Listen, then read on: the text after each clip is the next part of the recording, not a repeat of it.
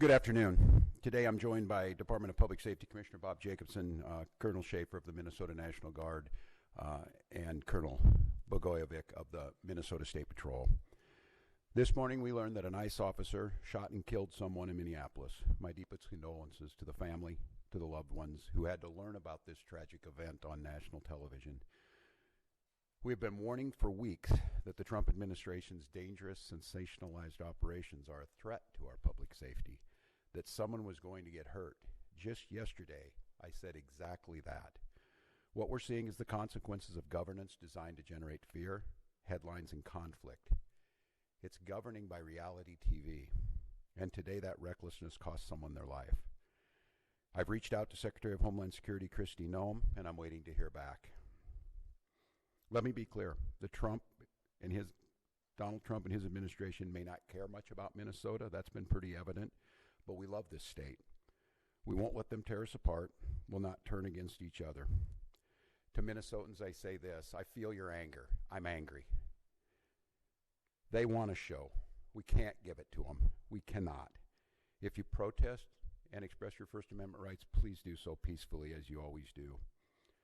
We can't give them what they want. The hearts and minds of the people in this state are on our side. To Americans, I ask you this: please stand with Minneapolis. To Minnesotans, know that our administration is going to stop at nothing to seek accountability and justice. The State Bureau of Criminal Apprehension are working on the investigation. We have activated the State Emergency Operations Center. State Patrol and Minnesota National Guard leadership is connected with the Minneapolis Police Department, the St. Paul Police Department, Hennepin County Sheriff's Office, the DNR, and Minnesota's Homeland Security and Emergency Management. We have activated dozens of members of the State Patrol's mobile response team. And from here on, I have a very simple message. We do not need any further help from the federal government. To Donald Trump and Kristi Noem, you've done enough. There's nothing more important than Minnesotan safety. I've issued a warning order to prepare the Minnesota National Guard. We have soldiers in training and prepared to be deployed if necessary. I remind you, a warning order is a heads up for folks. And these National Guard troops are our National Guard troops. They're teachers in your community, they're business owners, they're construction professionals. They are Minnesotans. Minnesota will not allow our community to be used as a prop in a national political fight. We will not take the bait. We will continue to update you, Minnesota, as we get more information. Now I'd like to turn it over to Commissioner Bob Jacobson of the Minnesota Department of Public Safety.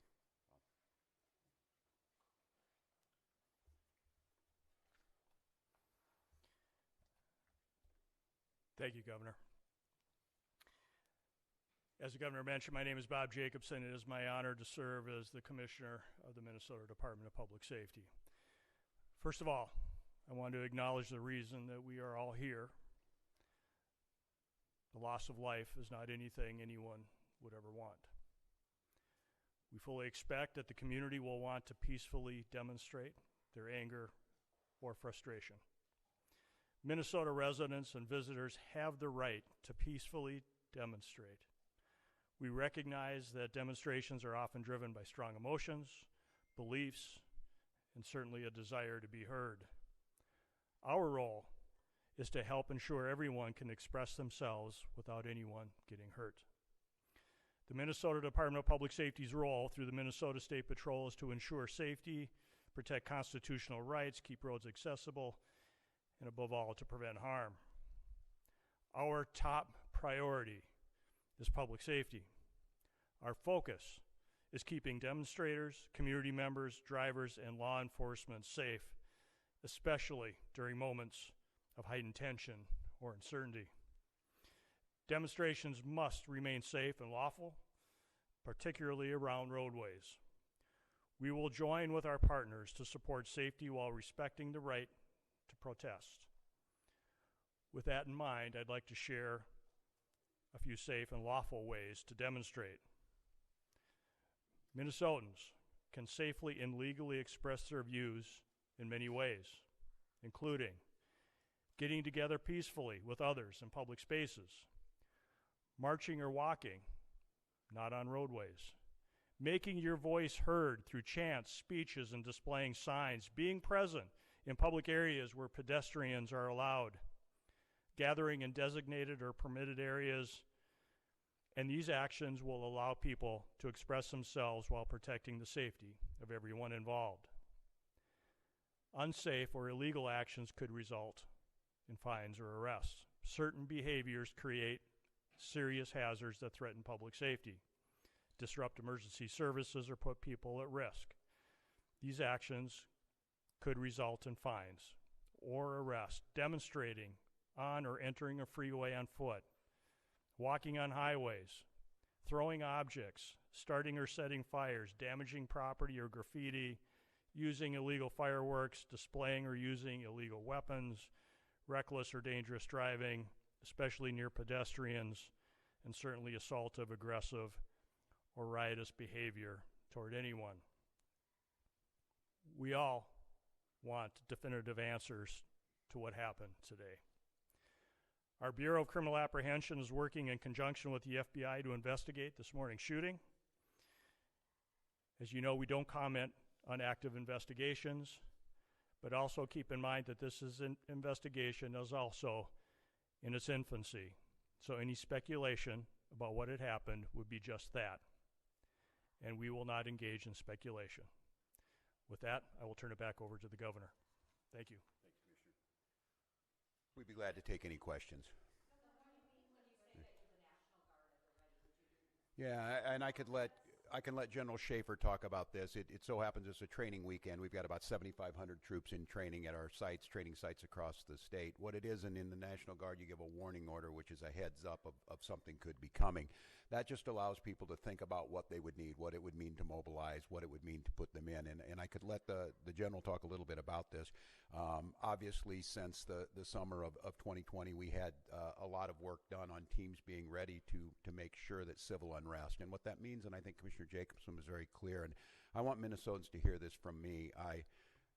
The desire to get out and protest and to speak up to this administration of how wrong this is, that is a patriotic duty at this point in time, but it needs to be done safely. And I think the Commissioner simply just laid out some of those parameters. We can do that. This is the peaceful resistance that we need. Simon, you want to say a few things about what that means to have them on the ready? Yes, sir. Thank you, Governor. So for the military, Minnesota National Guard is comprised of 13,000 soldiers and airmen. We live all across and work throughout Minnesota. A warning order is just an initial step to increase your preparations. The Minnesota Guard is always prepared to respond and support state agencies and the citizens of Minnesota. So what that means for us today is just some additional checks on equipment that is ready at all times, and maybe some additional phone calls to service members who might be activated, but no activations. We are embedded with our state agencies here at the Operations Center to just continue parallel planning in the event that we are needed to support. Thanks, John. And I would make note, Mary, and to Minnesotans on this about the National Guard, they're there to protect you and protect your constitutional rights. These are our neighbors. They don't wear masks. They don't bust in from somewhere else. They're not here to cause hassles to you or what we saw today, the tragedy. Having them at the ready to make sure, because when we see these types of things happen, and we saw it after the murder of George Floyd, there's folks that want to cause chaos. There's the disruptors in it. And while the vast majority of those protests were peaceful expressions of their First Amendment rights, there were those that destroyed property and put people at risk. The National Guard is there to make sure that peaceful protests are able to be done, and that those that want to do the destruction are stopped from doing that. Yes?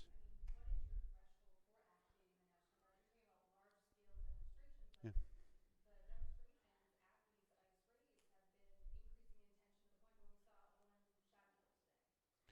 Yeah, and I think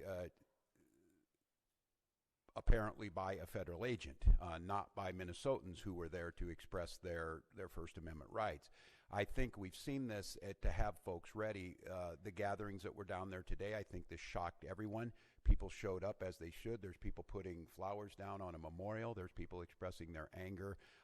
It's just as these situations develop, we decide when we need to move these people out. And I think the local reporters know well on this. Both unfortunately and for us, the upside of this is that we're very good and we've had practice at this. And I just want to, again, implore Minnesotans, I am not telling you not to express your anger or your frustrations or the outrage that we have. Look, this was totally predictable, as I said it yesterday, and it was totally avoidable. And I just want to remind you, too, that local law enforcement, we get no coordination. They don't tell us they're coming. They don't say why they're sending the largest deployment in American history to Minneapolis. They're not making us any safer. We don't have any of that coordination. They should be talking to us when we do these things. Let us know. We're going to be down here. This is going to happen. We don't have that. So when you see local law enforcement or state patrol, or if it would take the National Guard, we're there responding to the chaos they've created too, but our role is to make sure that we're protecting Minnesotans so that something like this doesn't happen. I have not. The question was, have I spoken to the individual's family? No, we do not have a definitive ID on this individual. And I'm going to note to all of you, I think it's really important, and the professionals do this, and they train me to do this. This is an open investigation. You need to be very careful about it. I know that many of you, myself included, have seen a very difficult video to watch, one where there's a family member watched their family member be shot and killed in front of them. It's beyond me that apparently from the federal government, from the Homeland Security Director herself, has already determined who this person was, what their motive was, and they hadn't even been taken out of the vehicle. We're not living in a normal world. And so, no, I have not. And I want to be very careful because I know how painful this is. I know how painful it is right now. I'm saying person and all that. This is a human being. This very well is an individual's child, a parent, and we don't know that yet. So, no, I have not, but once we do, we will. So, yes. Please.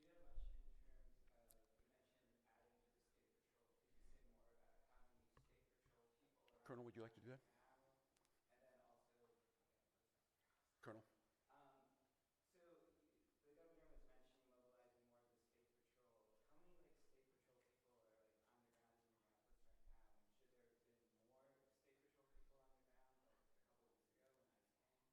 So the question was, how many State Patrol troopers have been deployed to the city of Minneapolis? Right now, we don't talk typical numbers because that is considered security information. We do have a specialized team that does deal with crowd control, and so they have been deployed. But again, they are from all over the state of Minnesota, so they will come in tiers to the state. No, it was in response to this event.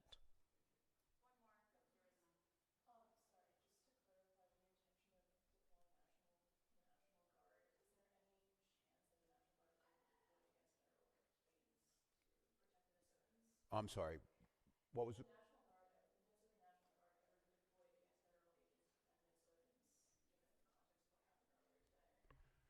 Well, I said this yesterday. We've never been at war with our federal government. I think in this case that the National Guard is their main mission. They have a dual mission. There's the federal mission when they're under Title 10 orders, and then they're under Title 32 orders. In this warning order, there's nothing officially been done yet. If I am to activate them as the Commander-in-Chief of the Minnesota National Guard, I will issue the executive order to the Minnesota National Guard, and then they will be put in state duty status. And as you've seen over the last few years, that could be flood prevention, that could be after a wind-blowing storm up in the north, up in Bemidji, or it could be COVID or George Floyd response. In this case, again, it doesn't necessarily change the mission. They're there to protect Minnesotans. They're there to serve Minnesotans. I think the thing that is so challenging in the moment we're in is we don't see a desire to work with us on public safety. We hear a demonization of our state. We see people coming in who don't know our community, and we see this massive display for the TVs that we're trying to understand how is this coordinated. And some of you watch the videos on there, total chaos. And look, I have very limited work in this is the training in the National Guard, but I've had a lot of training now to watch how our professionals operate. After this person was shot, federal agents milling around, touching the vehicle at a crime scene and things. I don't know what to tell you, and I don't quite know how to respond to the question other than my primary responsibility as governor is the protection of the people of Minnesota, and you can be assured whether it's the State Patrol or whether it's the National Guard, their deployment is there to protect Minnesotans from whatever it is. If it's an act of nature, if it's a global pandemic, or in this case, if it is a rogue federal agent. I don't know at this time, and I want to be very careful. It's unprecedented that we have the federal government's already determined exactly what's happened here and the motives of an individual that we don't even know the name. They don't know the name, and that's very difficult. So, well, one more, Dana. Dana.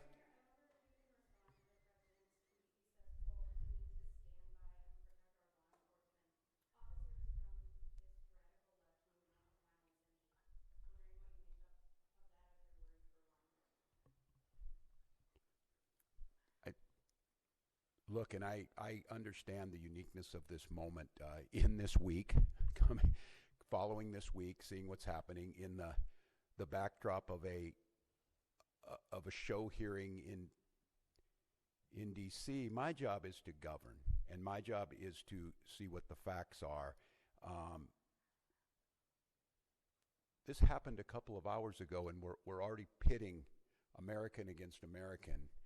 All of you saw a video in your eyes. We have a chaotic situation caused by the largest deployment in American history of federal agents into a community with no communication to locals.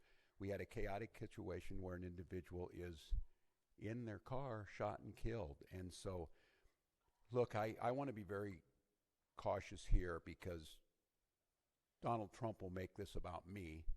He will make this about politics. This is about public safety, and this is about normalcy. To Americans who are watching this, if you're in Portland or you're in LA or you're in Chicago or you're wherever they're coming next, stand with us. Stand with us against this. This was so preventable, so unnecessary, and I don't know. I hope. Maybe we're at the McCarthy moment. Do you have no decency? Do you have no decency? We have someone dead in their car for no reason whatsoever. And I don't want to be right about this, but I said if they do this, they're going to create a chaotic situation where someone innocent's going to get killed. And they did it. And now we hear more political rhetoric. Enough. Enough is enough. And so to Minnesotans, don't take the bait. Do not take the bait. Do not allow them to deploy federal troops into here. Do not allow them to invoke the Insurrection Act. Do not allow them to declare martial law. Do not allow them to lie about the security and the decency of this state. And let's let this investigation play itself out. Let's make sure we protect our neighbors. I encourage you to use your First Amendment rights and all of your constitutional rights, but do so in a peaceful manner. We'll gather back with you as soon as we gather more information that needs to be put out. But again, stay safe, Minnesotans, and we'll be back with you.